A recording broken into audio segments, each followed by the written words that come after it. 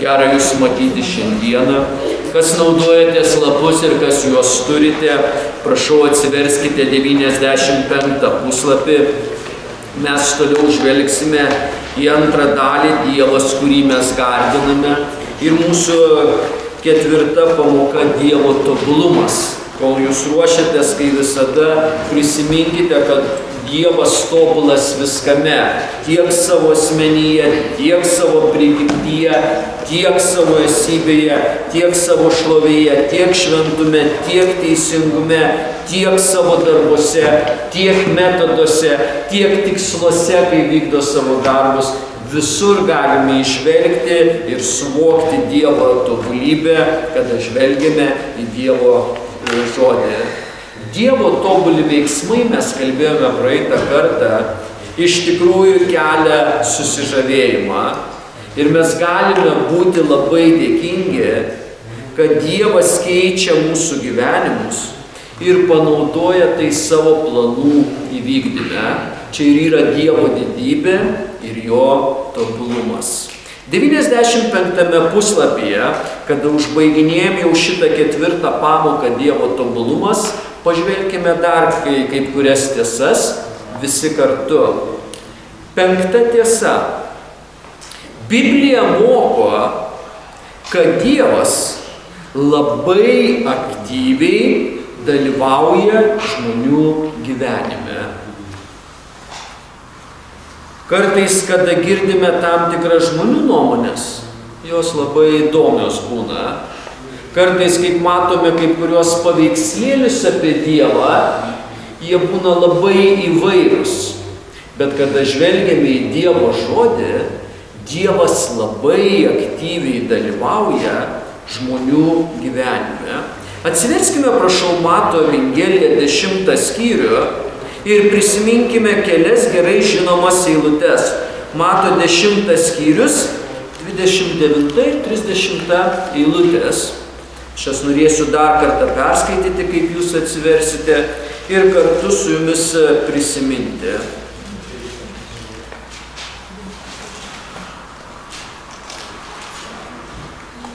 Dvidešimt 29 eilutė moko. Argi ne 2 žvirbliai parduodami už skatiką ir nei vienas iš jų nekrinta žemėn be jūsų tėvo valios. Izraelė labai pigus paukščiai, kurie neturėjo jokios vertės. Žmonės daug net nekalbėdavo apie tokius paukščius. Žmonės, turbūt kaip ir jūs, šiandien pamatę žvirblį nesižavite labai, ar ne? Nekviečiate savo artimųjų, atbėg, žvirblis atskrido. Jūs turbūt žavitės, jeigu pamatot kažkur važiuodami vandens telkinyje gulbę, ar ne? Sakot, atkreip dėmesį, kaip gražu. Jūs turbūt, jeigu būnate kažkurioje vietoje ir zoologijos sode ar kitur, pamatote, kaip povas išsiskleidžia visoje savo grožybėje. Jūs stengiatės turbūt atkreipti kito dėmesį, ar ne? Gal jūs važiuojate kažkur užsienio šaly, pamatote erelį plačiai išskleidus sparnus ir sakot, pažiūrėk. Bet turbūt niekad nesakot, atbėg, žvirblis atskrido, pasigerėsime žvirbliu kartu. Bet jūs pažiūrėkite, kada mes žvelgiame į Dievo žodį, net žvirblių gyvenime Dievas dalyvauja labai aktyviai. Nei vienas iš jų nenukrinta be Dievo valios. Dievas labai aktyvus visame tame. Ir užbaigdamas mintį, evangelistas Matas apie žvirblius veda mus į 30 eilutę. O jūsų net visi galvos plaukai suskaičiuoti. Mes neturime Dievo, kuris sėdi kamputyje. Mes neturim Dievo, kuris užsiima kažkokį kambarėlį danguje. Mes neturim Dievo, kuris save kažkaip apriboja ir sako, vienodai rodo. Net kiekvieno žmogaus visi plaukai Dievo yra suskaičiuoti. Tai čia tik tai tokie maži dalykai, bet jūs galite iš šitų eilučių dar kartą suvokti, kaip Dievas aktyviai dalyvauja žmogaus gyvenime. Dievas tobulai žino, kas vyksta šiame pasaulyje. Dievas tobulai žino, kas vyksta šiame pasaulyje. Dievas tobulai žino, kas vyksta šiame pasaulyje. Jūs atsimenat, mes kažkada kalbėjome, aš nenoriu dabar ilgai įsiplėsti, bet mes uždavėme savo klausimą, kiek ant žmogaus galvos per gyvenimą išauga plaukų. Mes kalbėjom prieš keletą mėnesių. Jūs turbūt atsimenat kalbą, bet turbūt skaičiai išgaravo, ar ne? Tai aš jums tik priminsiu, per žmogaus gyvenimą jo galvos išauga maždaug 3 milijonai plaukų. Mes apie tai net nesusimastome, nei galvojame ir vėl ir jūs ir aš mes tą skaičių užmiršime. O Dievas tą kiekvieną plauką suskaičiuoja. Jeigu jūs atsiminsite mūsų pokalbį prieš keletą mėnesių, per gyvenimą jūs kirpdamiesi kirpykloje ar namuose, kur kerpatės, paliekate ant žemės 90 kg plaukų per savo gyvenimą. Ir Dievas kiekvieną tą plauką žino, nes jis labai aktyviai viskame dalyvauja. B mažytė raidė. Dievo įtaka visada pasireiškia, kai jis viską valdo. Dievo įtaka viskame pasireiškia, kai jis viską valdo. Jūs turbūt atsimenate Senojo testamento tiesas ir įvykius. Šitie du įvykiai 2 kartus yra užrašyti Senajame testamente. Vieną kartą įvykis yra užrašytas Jozuės knygoje, antrą kartą panašus įvykis yra užrašytas 2 Karalių knygoje. Jūs atsimenat, kad buvo momentai, kada Dievas sustabdė laiką ir kada sudedi Jozuės knygos laiką ir 2 Karalių knygos laiką, gauni lygiai 1 parą, kada laikas buvo kaip ženklas iš Dievo sustabdytas. Per tai mes dar kartą galime įsitikinti, kad jo įtaka labai stipriai pasireiškia, kai jis viską valdo. C mažytė raidė. Jis realiai veikia čia ir dabar. Net kada kalbame apie mūsų dienas, Dievas realiai veikia čia ir dabar. Kolosiečiam 1 skyrius, 17 eilutė, jinai yra atspausdinta lapuose, parašyta apie Kristų. Jis yra pirma visų daiktų ir visa juo laikosi. Jūs dar kartą iš šitos eilutės, kuri jums yra gerai žinoma, galite suvokti, jis veikia čia ir dabar. Ką jisai sukūrė, juo laikosi. Jeigu to nebūtų, būtų didelis chaosas. 6. Dievas laiko visatą savo rankose ir aktyviai dalyvauja visuose procesuose. Dievas laiko visą šitą visatą ir aktyviai dalyvauja visuose procesuose. Įsivaizduojat, kaip tai unikalu, kaip tai tobula. Vienu metu Dievas dalyvauja visuose procesuose Rusijoje, vienu metu Dievas dalyvauja visuose procesuose Baltarusijoje, vienu metu Dievas dalyvauja visuose procesuose Izraelyje, vienu metu Dievas dalyvauja visuose procesuose Sirijoje, Lietuvoje ir visose šalise. Todėl jisai laiko visatą savo rankose ir aktyviai dalyvauja visuose procesuose. Jei tu tikintysis, tikrai matysi Dievo veiksmus viskame, kas vyksta. jeigu tu iš tikrųjų esi tikintysis, tu matysi Dievo veiksmus viskame, kas vyksta. Užrašuose 111 psalmė, 2 ir 3 eilutės. Kas neturite užrašo ir jais nesinaudojate, atsiverskite, prašau, Biblijas. Psalmė 111, 2 ir 3 eilutės. Dievo žodė yra parašyta. Dideli yra viešpatės darbai. Tyrinėjami visų, kurie juos mėgsta. Pažiūrėkite, kokia tiesa. Jeigu tu mėgsti Dievo darbus, tu vis labiau juos tyrinėsi, tu vis labiau juos kreipsi dėmesį, tu vis labiau jais žavėsiesi, nes tame rasi pasimėgimą. Toliau psalmistas tęsia. Didingi ir šlovingi jo darbai, jo teisumas pasilieka per amžius. Jo darbai ne tik paprasti, jo darbai yra didingi, jo darbai yra šlovingi ir jo teisumas pasilieka per amžius. B mažytė raidė. Biblija moko, kad Dievo darbai iššaukia džiaugsmą jo vaikuose. Biblija moko, kad tie didingi, tie šlovingi Dievo darbai iššaukia džiaugsmą jo vaikuose. Retorinis klausimas.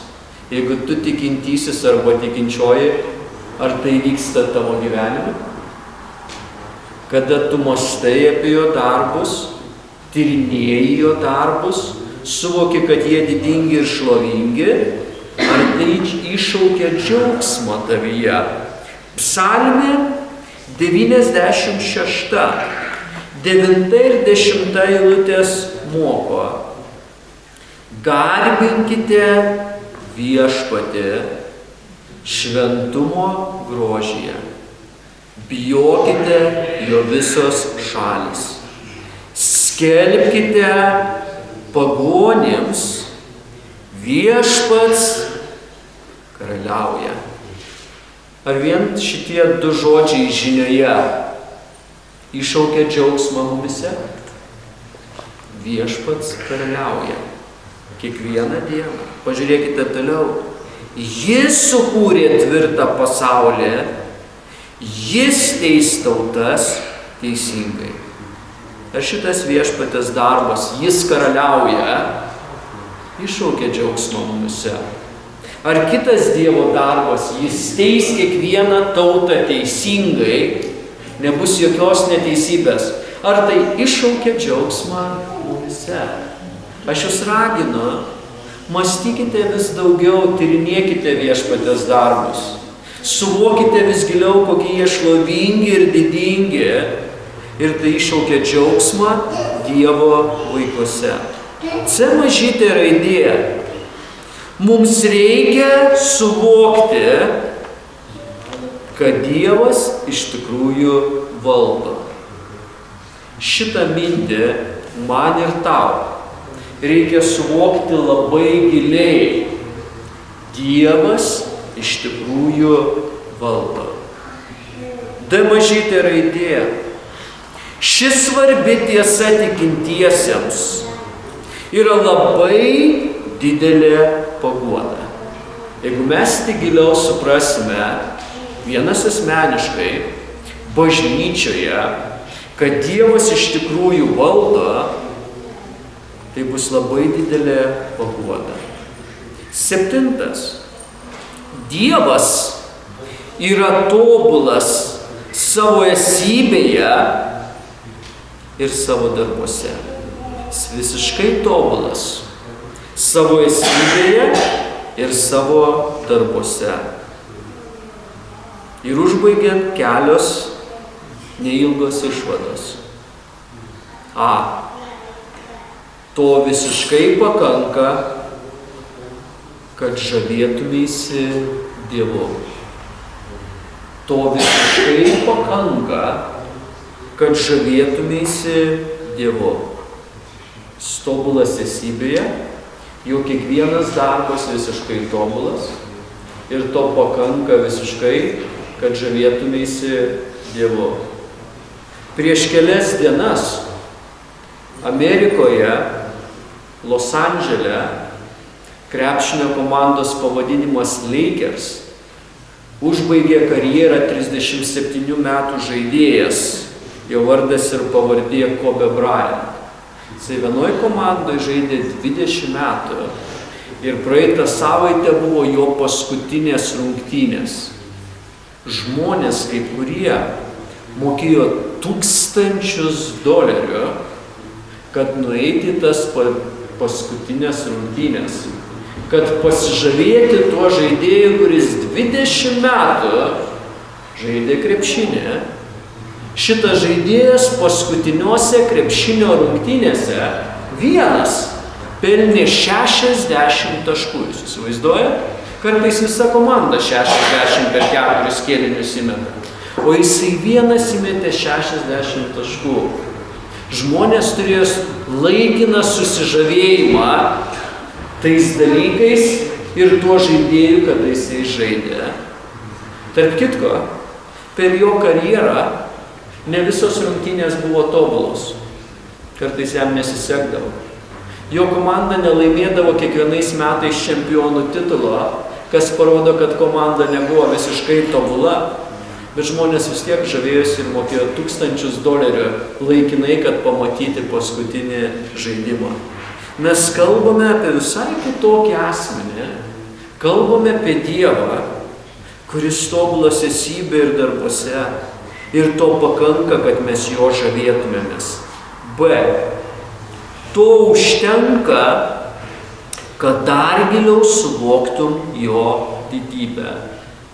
Jeigu tu mastai, kad Dievas tobulas esybėje, prigimtyje, to užtenka, kad dar giliau suvoktum jo didybę.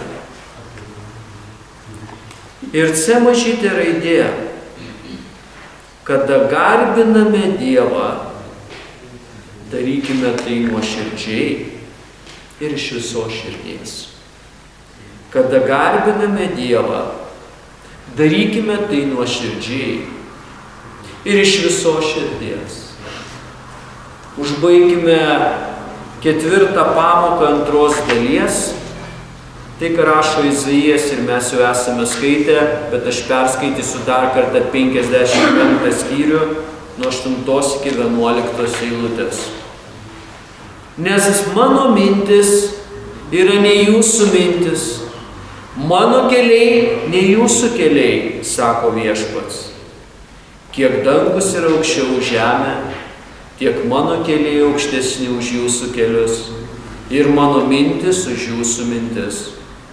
Kaip lietus ir sniegas krinta iš dangaus ir nesugrįžta, bet sudrėkina žemę, padaro ją derlingą ir duoda sėklos sėjėjui bei duonos valgytojui. Taip ir mano žodis, kuris išeina iš mano burnos, negrįš tuščias, bet įvykdys mano valią ir atliks tai, kam yra siųstas. 96 puslapis. Antra dalis. Dievas, kurį mes garbiname. Pradėkime šiandieną 5 pamoką. Dievo gerumo aspektai ir jo gerumo pasireiškimas. Mes pabandysime per šias pamokas pakalbėti keletą sekmadienių, kad Dievas yra geras, kaip tai susiję su visa Dievo esybė ir kaip Dievo gerumas pasireiškia. Įvade noriu paminėti kelias mintis. A didžioji raidė. Kūrėjas yra neišmatuojamas ir pilnai nepasiekiamas. Kada mes kalbame apie Dievą, šios visatos kūrėją, jis yra neišmatuojamas ir jis yra pilnai nepasiekiamas. Aš jūs sugrąžinsiu truputėlį neversdamas Biblijos prie Dievo pokalbio su Jobu. Jūs atsimenat, kada Jobas išgirdęs kai kurios dalykus, sako, reikia užsidengti burną ir tylėti. Ar atsimenat, kada kūrėjas paklausė kai kurios klausimus ir sakė Jobui, paaiškink, kaip kai kurie gyvūnai atsiveda savo jauniklius. Paaiškink šitą procesą. Kaip ir sakėme, mes dabar nekalbam nei apie Dievą, nei kuris yra, nei ką jisai daro, bet sako, Jobai, tu paaiškink, kaip kokie kalnų ožiai atsiveda savo jauniklius. Paaiškink man tą procesą. Ir atsimena, jisai užsidengia burną ir sako, geriau tylėti. Tai mes kartais negalime paaiškinti paprastų procesų, kurie vyksta aplink mus ten, kur mes gyvename šitoje žemėje. Tai turime suvokti, koks yra kūrėjas viso to. Ir pagal jokius žmogiškus standartus ir jokias žmogiškas apimtis mes nei vienas negalime išmatuoti kūrėjo. Pirmas. Savybės, apie kurias kalbėjome praeitose pamokose. Jūs atsimenat, kalbėjom ir apie šlovę, ir apie šventumą. Apibūdina tik nedidelę dalį jo tobulos asmenybės. Savybės, apie kurias mes kalbėjome praeitose pamokose, apibūdina tik nedidelę dalį jo tobulos asmenybės. A mažytė raidė. Norėčiau atkreipti jūsų dėmesį šitą sakinį, kad teisingai garbintume Dievą, mums reikia aiškiai suvokti jo charakterį. Kad teisingai garbintume Dievą, mums teisingai reikia suvokti jo charakterį. Biblijos koledže prieš gerą savaitę mes pabandėme užduoti klausimą savo klasėje, tokioje srityje. Mes ateiname į bažnyčią visi kartu, mes kalbame bažnyčioje apie muziką, ar ne? Ir mes sakome labai dažnai bažnyčiose, muzika yra bažnyčioje Dievo garbinimas. Mes ateiname su kažkokiamis mintimis ir su kažkokiu mąstymu. Jeigu jūs pažvelgsite į Bibliją, atidžiai ir į Dievo žodį, muzika nėra Dievo garbinimas. Aš nežinau, ką jūs galvojate iki šios dienos. Muzika nėra Dievo garbinimas. Muzika yra priemonė Dievo garbinimui. O mes galvojam, kad tai Dievo garbinimas. Dievo garbinimas ar tavo asmeninėme gyvenime, arba kada mes susirenkame kaip bažnyčia, yra tavo sielos išliejimas Dievo akivaizdoje, kada tu žaviesi juo, dėkoji už tai, kas jis yra.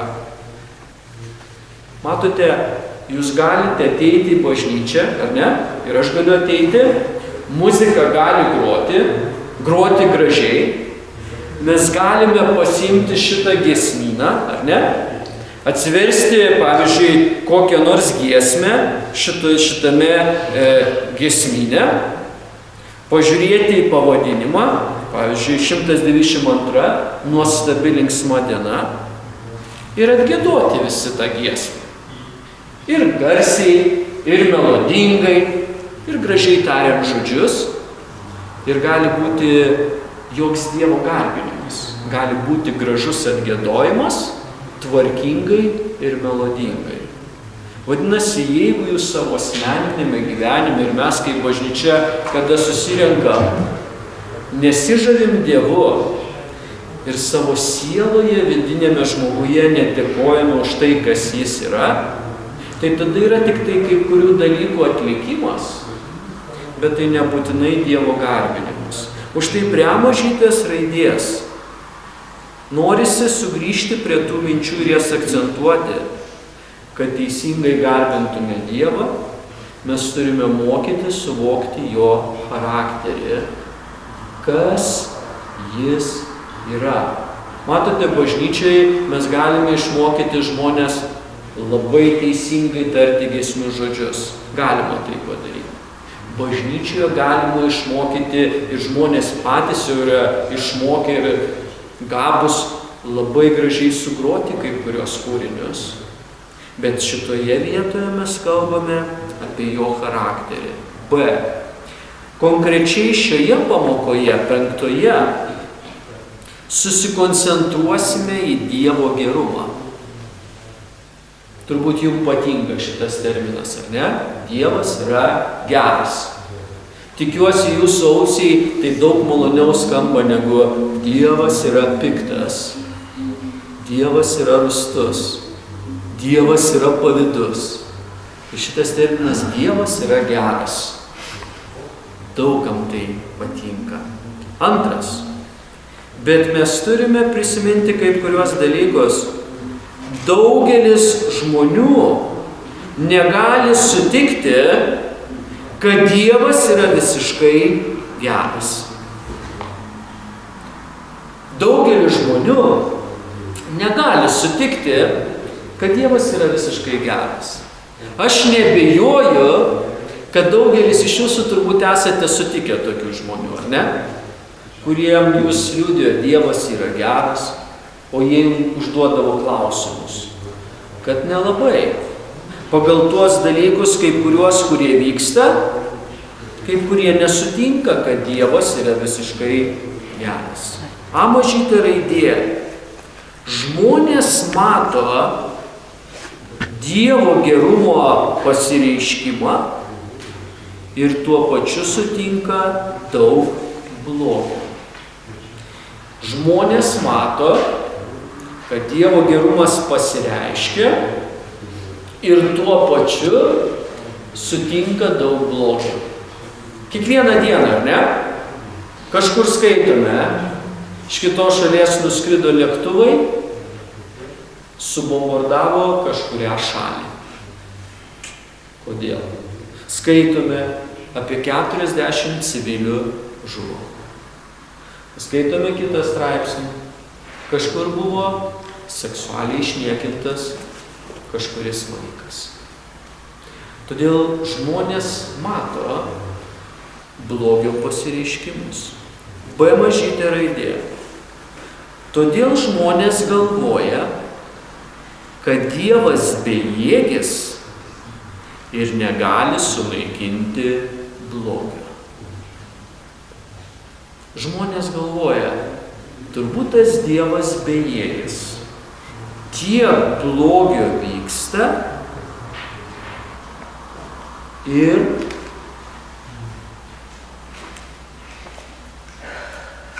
jisai jo negali sunaikinti. Mano vienas kolega važiavo autostradą iš Klaipėdos į Kauną ir vienoje autostrados vietoje buvo tiltas. Ir tuo momentu, kada jis važiavo, prieš jį nuvažiavo nuo tilto per turėklus mašina į apačią. Mašina krito į upę ir žmonės užsimušė ir paskendo toje vietoje. Kada jisai sustojo toje vietoje, pilna žmonių toje vietoje stovėjo. Kai kurie panikoje, kai kurie rėkdami. Ir kažkurio momentu priėjęs prie tų vienų žmonių grupės, jis uždavė taip švelniai klausimą, įdomu, kur šiandien yra šitų dviejų žmonių, vyrų ir žmonos, kurie užsimušė ir nukrito į upę, sielos. Mano kolega pasakoja, visi užmiršo tuos nukritusius ir vos jo neužmušė, kokios čia tau sielos, mašina pradingo, nuskendo žmonės tenai ir taip toliau. Jūs matote, kartais žmonės labai įdomiai interpretuoja kai kuriuos dalykus ir jie užmiršta mąstyti apie Dievą ir net pradeda, kad Dievas yra bejėgis. C mažytė raidė. Arba žmonės teigia, kad Dievas nėra geras, nes leidžia blogiui egzistuoti. Žmonės pradeda kartais teigti, Dievas nėra geras, nes leidžia blogiui egzistuoti. D mažytė raidė. Į visus šios klausimus gali atsakyti tik Biblija. Ir aš dar pasakysiu B didžiąją raidę ir mes tada sustosime šitoje vietoje, pasimelsime ir padarysime pertrauką iki tarnavimo. Viena iš priežasčių, kodėl žmogus nepriima tiesos apie Dievo gerumą, nes iš esmės neteisingai supranta Dievo asmenį. Viena iš priežasčių, kodėl yra nepriimamos tiesos apie Dievo gerumą, kas liūdna kartais net tikinčiųjų tarpe, nes iš esmės neteisinga supranta Dievo asmenį. Ir mes apie tai kalbėsime kitose mūsų pamokose, nes šitos tiesos yra labai svarbios. Pasimelskime, prašau, visi kartu prieš padarant pertrauką.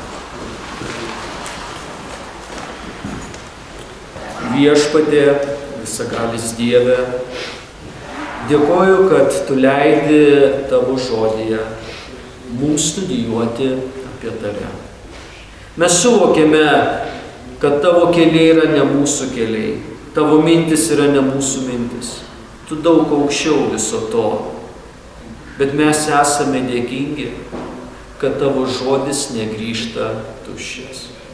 Viešpatie, kada mes ateiname prie šitų tiesų apie tavo gerumą, kitose pamokose padėk mums apie tai kalbėti, giliau suprasti. Meldžiame, kad galėtume aiškiau suvokti tavo charakterį, iš esmės teisingai suprasti tavo asmenį, kad mūsų gyvenime tavo gerumo pasireiškimas būtų teisingai priimtas ir kad kitiems teisingai skelbtume ir paaiškintume, kas iš tikrųjų pagal tavo žodį yra tavo gerumas. Dėkojame tau, garbiname tave ir prašome, kad dar giliau padėtum žavėtis tavimi. Jėzaus vardu. Amen.